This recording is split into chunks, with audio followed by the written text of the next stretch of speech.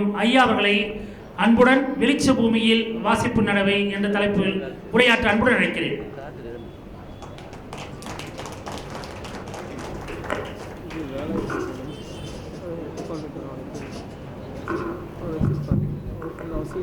வணக்கம். இது நிறைவு நாள் என்றார்கள். 24ஆம் தேதி முடிகிறது என்றார்கள். நிச்சயமாக இது நிறைவு நாள் அல்ல. இங்கே எதிரிலே அமர்ந்திருக்கக்கூடிய உங்கள் அனைவருக்கும் இன்னொரு முறை என் வணக்கங்களை தெரிவித்துக் கொள்கின்றேன். திருவண்ணாமலை என்று சொன்னால் நான் அதன் எழுத்துக்களை எண்ணி பார்க்கிறேன். தமிழிலே முதலிலே எண்ணி பார்க்கிறேன். 7 எழுத்துக்கள் திருவண்ணாமலை என்ற இந்த பெயரில் இருக்கின்றன. இதை நான் ஆங்கிலத்திலே எண்ணி பார்க்கிறேன். 14 எழுத்துகள் ஆங்கிலத்திலே இருக்கின்றன. நூலகம் என்பதை ஆங்கிலத்திலே எழுதி எத்தனை எழுத்துக்கள் என்று பார்த்தால் அதை திருவண்ணாமலையில் தமிழில் எத்தனை எழுத்து வருகிறதோ அதுதான் லைப்ரரி என்கின்ற வார்த்தையில் இருக்கின்ற 7 எழுத்துக்கள். நூலகத்திற்கும் திருவண்ணாமலைக்கும் அப்படிப்பட்ட தொடர்பு உண்டு. அந்த வகையிலே அது மட்டுமல்ல, இந்த 14 மிக முக்கியமான எண்.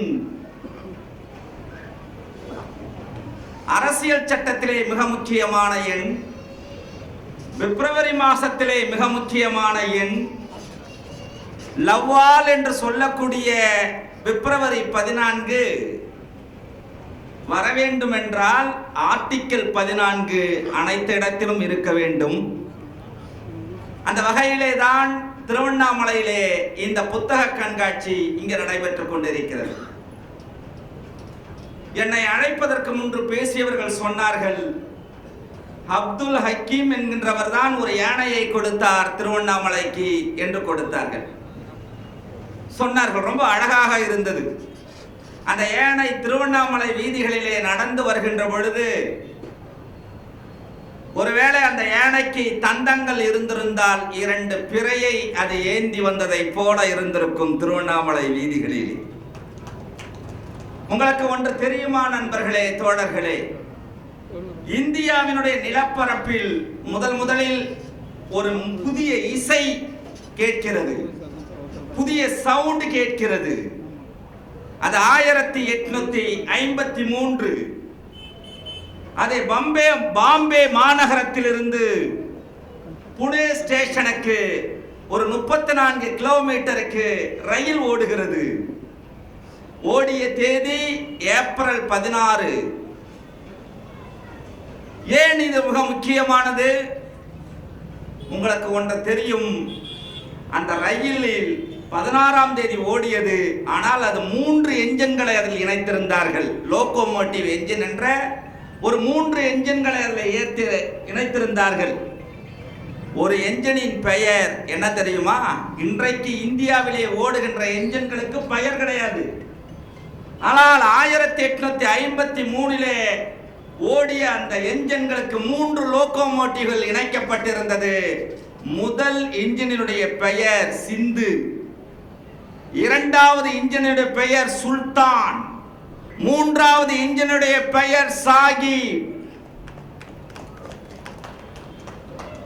ஏதோ மதச்சார்பின்மை என்பது, செக்குலரிசம் என்பது 47க்கு பிறகு வந்ததல்ல. 1853 3 என்ஜின்களை வெள்ளைக்காரர்கள் இணைக்கிறார்கள். அந்த என்ஜின்களுக்கு சிந்து, சாகிப், சுல்தான் என்று பெயர் வைத்திருக்கிறார்கள். 2 என்ஜின்கள் ஆட்சியில் இருப்பவர்கள் இதை உணர்ந்து கொள்ள வேண்டும். 2 என்ஜின், நாங்கள் டபுள் இன்ஜின்கள், இந்த 3 இன்ஜின்களை உணர்ந்து கொள்ள வேண்டும். நான் ஃபேர் அண்ட் லவ்லியே மயக்கமய வைக்கின்ற ஒரு அற்புதமான ஒரு கட்டுரையை நான் திருவண்ணாமலையில் தான் படித்தேன். ஃபேர் அண்ட் லவ்லியே மிரண்டு போய்விடும். ஒரு தாயிடம் கேட்கிறார்கள், உன் மகன் ஏன் இவ்வளவு கருப்பாக இருக்கிறான் என்று கேட்கிறார்கள். அந்த தாய் சொன்ன பதில் ஆர்னித்தாலஜிஸ்ட் சலிமலியே கொஞ்சம் மிரண்டு போக வைத்து விடும். அந்த தாய் சொல்கிறார், என் மகன் பிறக்கும் பொழுது பயங்கர சிகப்பாகத்தான் இருந்தான். ஒரு நாளைக்கு அவனுக்கு பிடிக்கும் என்று காக்காயை நான் தான் ஊட்டிவிட்டேன். காக்காயை அடித்து அந்த கரியை ஊட்டிவிட்டேன். அந்த காக்காயின் மீது இருந்த கருப்பு நிறம் என் பிள்ளையின் நிறமாக மாறிவிட்டது. எனவே அவன் கருப்பாக இருக்கிறான். தனமம்மாள் அவர்களே, உங்களுக்கு என் வணக்கம். இலக்கியம் சோறு போடுமா என்று ஒரு கேள்வியோடு நம்முடைய அருமை தோழர் சிவகுமார் கேட்டார். அது உலகத்தில் எந்த இடத்தில் வேண்டுமானாலும் நீங்கள் கேட்டு சொல்லுங்கள், அந்த கேள்விக்கு பதில் இல்லாமல் இருக்கலாம். ஷேக்ஸ்பியர் பிறந்த இங்கிலாந்திலே கேட்டால் அந்த கேள்விக்கு பதில் அமைதியாக இருக்கலாம். நம்முடைய கார்கி பிறந்த மாஸ்கோவிலே கேட்டால் அந்த கேள்விக்கு ஒரு மௌனம் பதிலாக வரலாம். ஆனால் தமிழ்நாட்டில் அந்த கேள்வியை கேட்டால் இலக்கியம் சோறு போடுமா என்றால் சோறு மட்டுமல்ல, இலக்கியம் சோறும் போடும், குழம்பும் ஊத்தும், பொரியலும் வைக்கும். அதுவும் ஒரு வேளை அல்ல, 3 வேளையும். எங்கு என்று கேட்டால் இந்த மலையிலே இருக்கிறதே பெரிய நெருப்பு, இந்த திருவண்ணாமலையினுடைய நெருப்பு 1867 மே மாதம் 23ஆம் தேதி, வைகாசி 11ஆம் தேதி, வைகாசி மாதம் 11ஆம் தேதி 1867 மே மாதம் 23ஆம் தேதி வடலூரிலே ஏற்றி வைத்தாரே வள்ளலார். வள்ளலார் ஒரு பெரிய கவிஞன். அவன் பிறந்த மண்ணிலே இலக்கியம் சோறு போடுமா, கவிதை சோறு போடுமா என்று கேட்பது, இனிமேல் அந்த கேள்வி ஒரு முற்றுப்புள்ளியோடு முடிந்து போய்விட வேண்டும் என்று நினைக்கின்றோம். அன்பு நண்பர்களே, அருமை தோழர்களே, நம்முடைய திருவண்ணாமலை மறக்க முடியாத ஒரு பாலத்தை கட்டியிருக்கிறது. இந்தியா முழுவதும் இடிக்கின்ற நேரத்தில், இந்தியா முழுவதும் இடிக்கலாமா என்று முடிவு செய்கின்ற நேரத்தில் திருவண்ணாமலை ஒரு பாலத்தை கட்டியிருக்கிறது. திருவண்ணாமலை என்றாலேயே பாலசுப்ரமணியன் பஸ், பிச்சாண்டவர் பஸ், அருணை பஸ், தாமோதரன் பஸ். தமிழ்நாட்டிலே 2 கண்டக்டர்கள் தான் சூப்பர் ஸ்டார்களாக உயர்ந்திருக்கின்றார்கள். ஒரு கண்டக்டர் பெங்களூரில் இருந்து வந்து, ஒரு கண்டக்டர் அண்ணன் யவா வேலு அவர்கள். திருவண்ணாமலை கட்டிய பாலம் உங்களுக்கு தெரியுமா? திருவண்ணாமலை இந்த மாதம் கன்னியாகுமரியிலே ஒரு கண்ணாடி பாலத்தை கட்டியிருக்கிறது.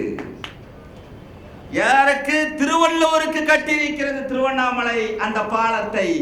அந்த பாலத்தினுடைய நீளம் 77 மீட்டர். திருவண்ணாமலை அந்த 77 மீட்டர் பாலத்தை அங்க கட்டியிருக்கிறது. கலைஞர் வாழ்த்துகிறார், பேரறிஞர் அண்ணா வாழ்த்துகிறார். தானத்திலே மிகச்சிறந்த தானம் என்ன தானம்? அண்ணா என்ன தானம் என்று கேட்டால் இந்த மைதானம் தான். மைதானம் தான் பெரிய தானம். அண்ணா அந்த மைதானத்தை செய்திருக்கிறார், மைதானத்தை செய்திருக்கின்றார். டாக்டர் அம்பேத்கர் அந்த மைதானத்தை செய்திருக்கின்றார். தந்தை பெரியார் அந்த மைதானத்தை செய்திருக்கின்றார்.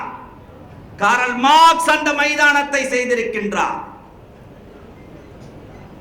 பார்க்கின்றோம், நமக்கு பணம் கொடுக்க மாட்டார்களாம்.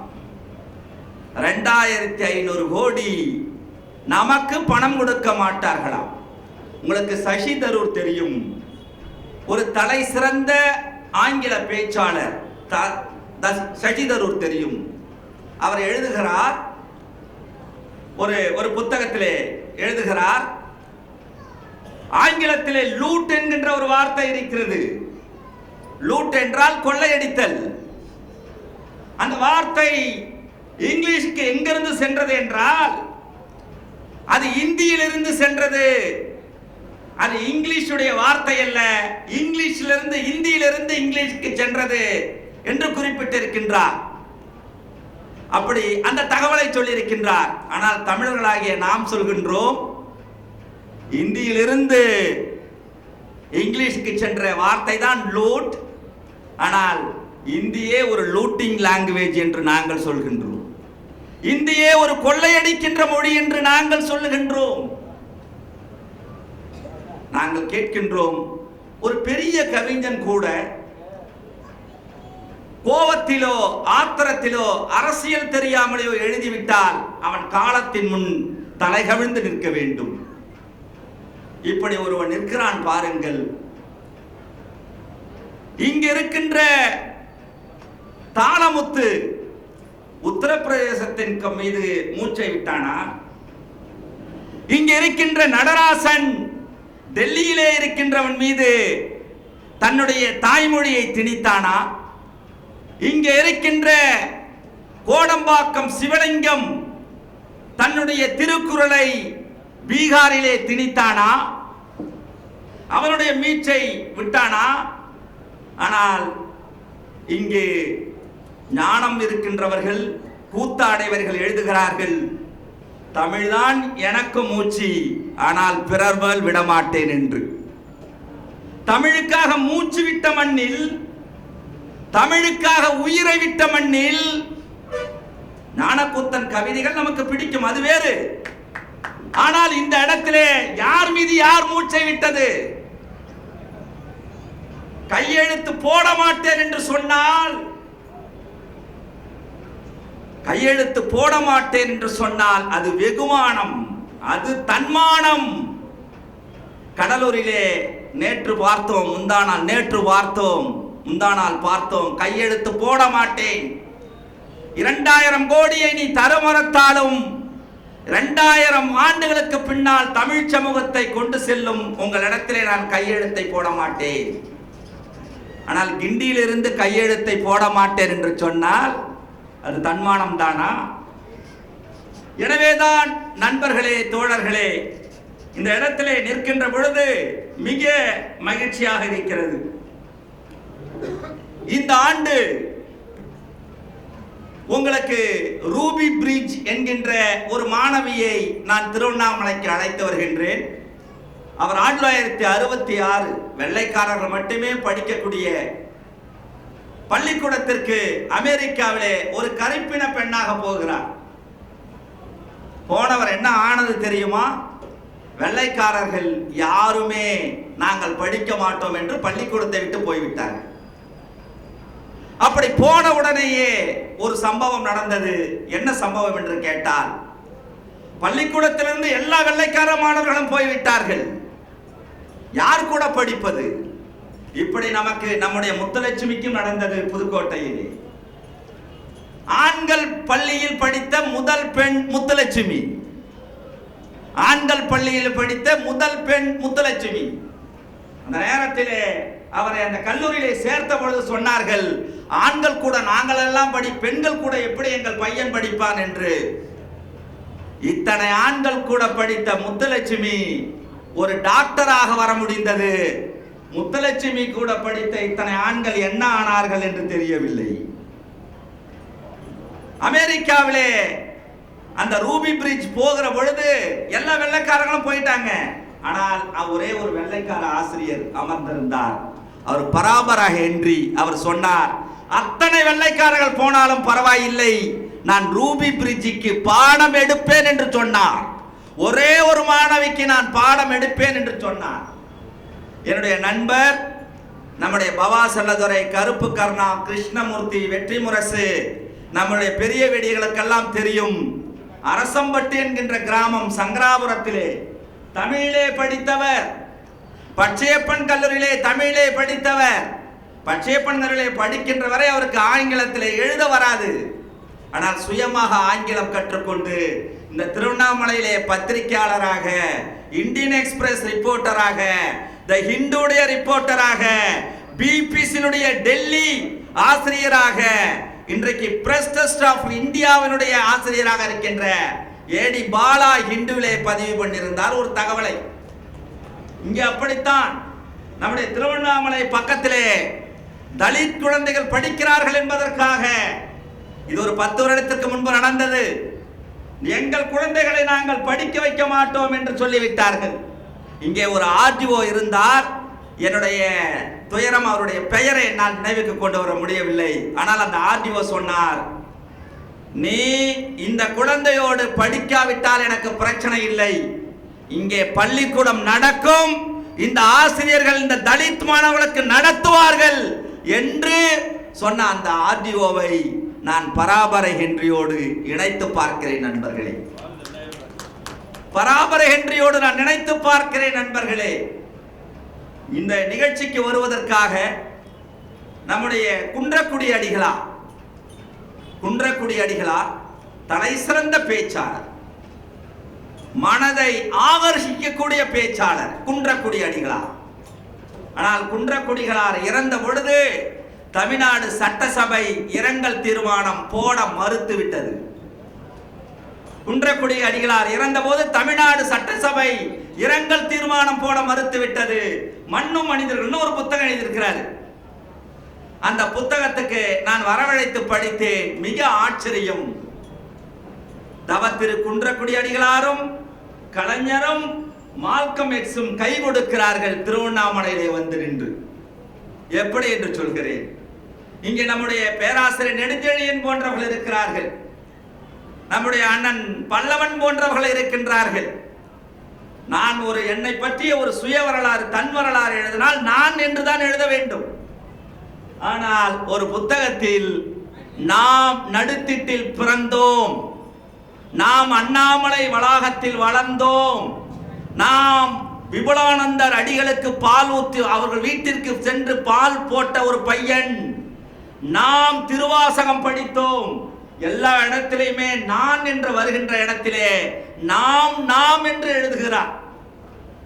நாம் என்று எழுதுகிறார். இவர் ஒரு புத்தகமாக எழுதியைத்தான் டாக்டர் கலைஞர் எழுதினார், முத்தமிழறிஞர் தலைவர் கலைஞர் எழுதினார். நான் என்று சொன்னால் உதடுகள் ஒட்டாது, நாம் என்று சொன்னால்தான் உதடுகள் ஒட்டும் என்று சொன்னார். பாருங்க, குன்றக்குடி அடிகளார் ஒரு புத்தகத்தில் முழுக்க எழுதியதை கலைஞர் ஒரு கவிதையிலே எழுதுகின்றார். இதை நான் மால்கம் எக்ஸுக்கு போகின்றேன். ஒரு மிகப்பெரிய தலைவன் மால்கம் எக்ஸ், ஒரு மிகப்பெரிய லீடர் மால்கம் எக்ஸ். அவன் எழுதுகிறான், மிக ஆச்சரியமாக இருந்தது. அவன் எழுதுகிறான், if I is replaced with V, I என்ற வார்த்தையை நீங்கள் VWE வைத்து அதை மாற்றினால், if I is replaced with V, illness become wellness என்று சொல்கின்றான்.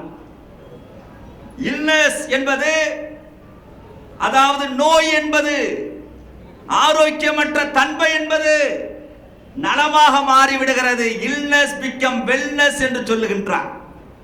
இதெல்லாம் நமக்கு எதன் மூலமாக வருகிறது நண்பர்களே? ஏன் புத்தகம் செவ்வக வடிவத்தில் இருக்கிறது?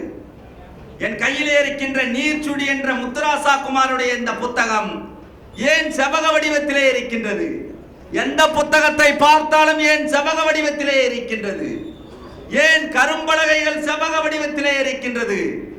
ஏன் நீங்கள் தேர்வத்தை எழுதுகின்ற விடை எழுதுகின்ற தாள்கள் செவ்வகத்திலே இருக்கிறது? ஒரே காரணம்தான், செவ்வகம்தான். எதிரெதிர் பக்கம் சமம் என்று சொல்வது.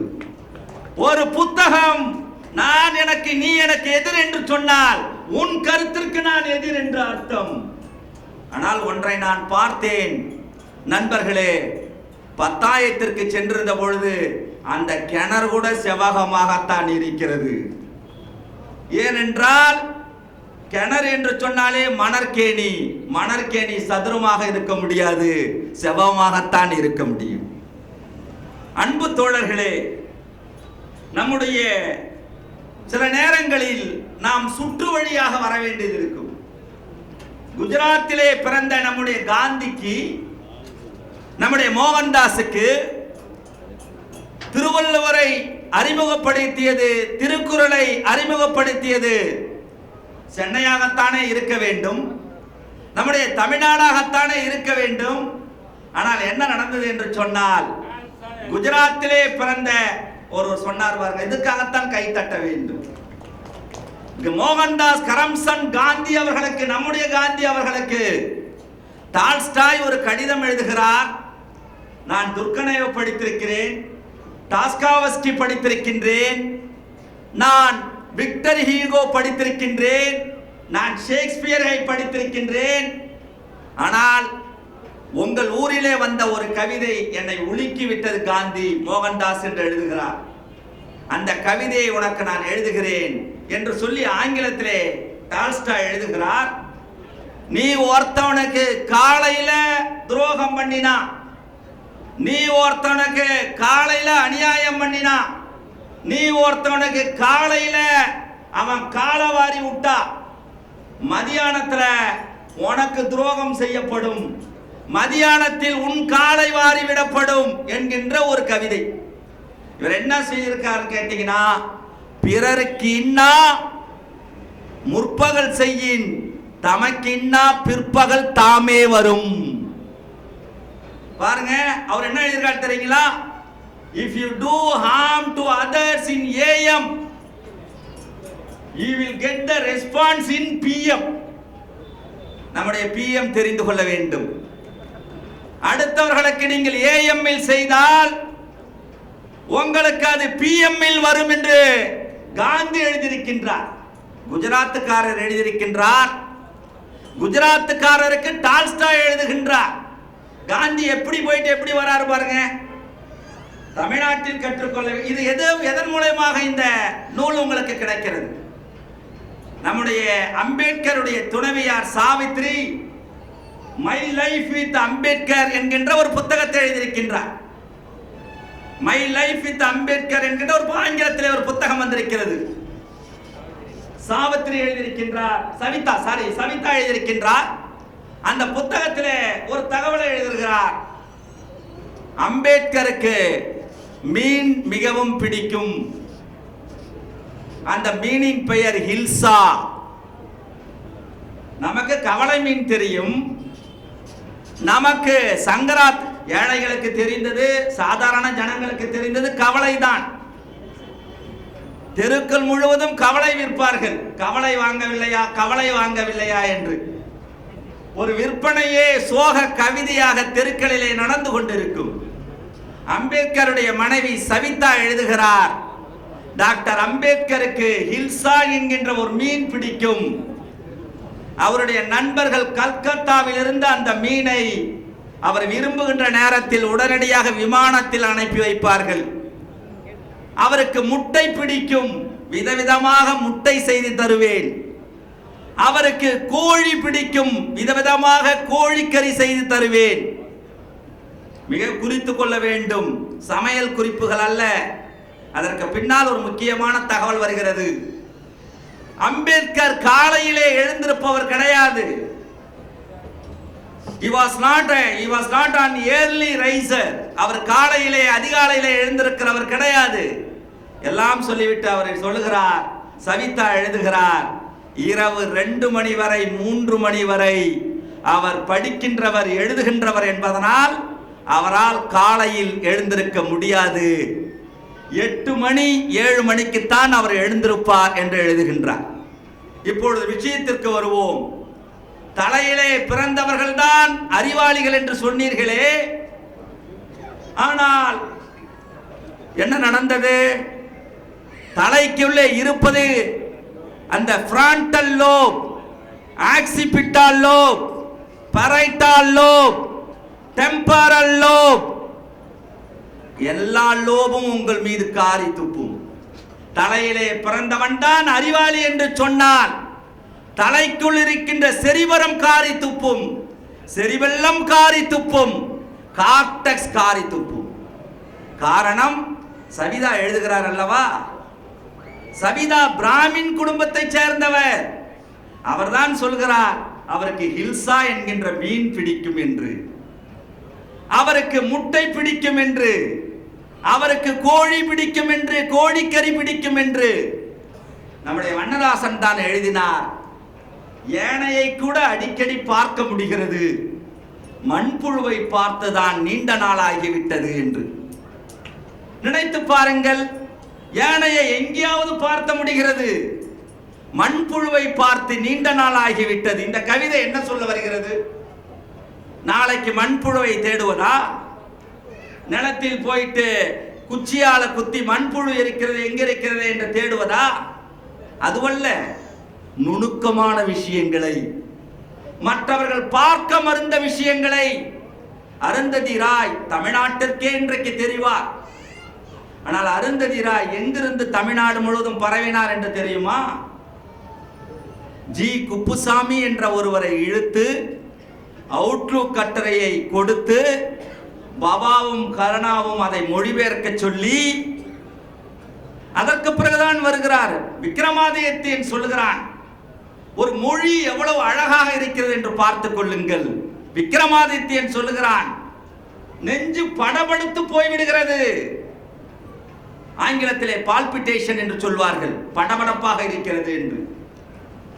லேப்டாப் ஹைப்பராக இருக்கின்ற பொழுது நெஞ்சு அடித்துக் கொள்ளும், நெஞ்சு படபடுத்து போய்விடுகிறது. யாராவது அருவியை நீர்வீழ்ச்சி என்று கூப்பிட்டால் எவ்வளவு பெரிய மனசு!